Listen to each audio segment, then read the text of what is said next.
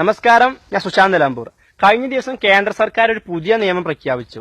പശുവിനെ അമ്മയായി ചിത്രീകരിച്ചുകൊണ്ട് മാതാവായി കണക്കാക്കി പശുവിനെ വിൽക്കാനും കൊല്ലാനും തിന്നാനും പാടില്ല എന്നാണ് പുതിയ നിയമം.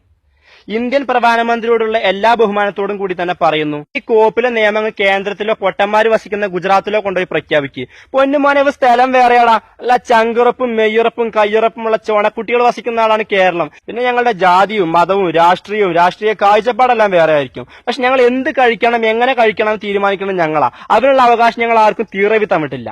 പിന്നെ പശുവിനെ അമ്മ എന്ന് വിളിച്ചു നടക്കുന്നവരോട് എനിക്ക് പറയാനുള്ളത്, നിങ്ങൾ പശുവിനെ പട്ടിയെ പൂച്ചയെ പഴുതാരെ ആരെ വേണമെങ്കിലും അമ്മയെന്ന് വിളിച്ചോ, അവനാരും കുറ്റം പറയുന്നില്ല. പക്ഷെ എനിക്കൊരിക്കലും പശുവിനെ അമ്മയെന്ന് വിളിക്കാൻ കഴിയില്ല. കാരണം എനിക്ക് ജന്മം നൽകിയ പശു എല്ലാം മറിച്ച് എന്റെ അമ്മയാണ്. എന്നെ ഊട്ടിയതും ഉറക്കിയതും ഉണർത്തിയതും എന്നെ സ്കൂളിൽ വിട്ടതും എന്നെ കുളിപ്പിച്ചതും എല്ലാം എന്റെ അമ്മയാണ്. ഞാൻ പശുവിനെ ഒരിക്കലും അമ്മയെന്ന് വിളിച്ചിട്ടില്ല. പശു എന്നെ മോനെയെന്ന് വിളിച്ചിട്ടില്ല. അതുകൊണ്ട് പശുവിനെ അമ്മയെന്ന് വിളിക്കാമെന്ന് പറഞ്ഞ് എനിക്ക് അംഗീകരിക്കാൻ കഴിയില്ല.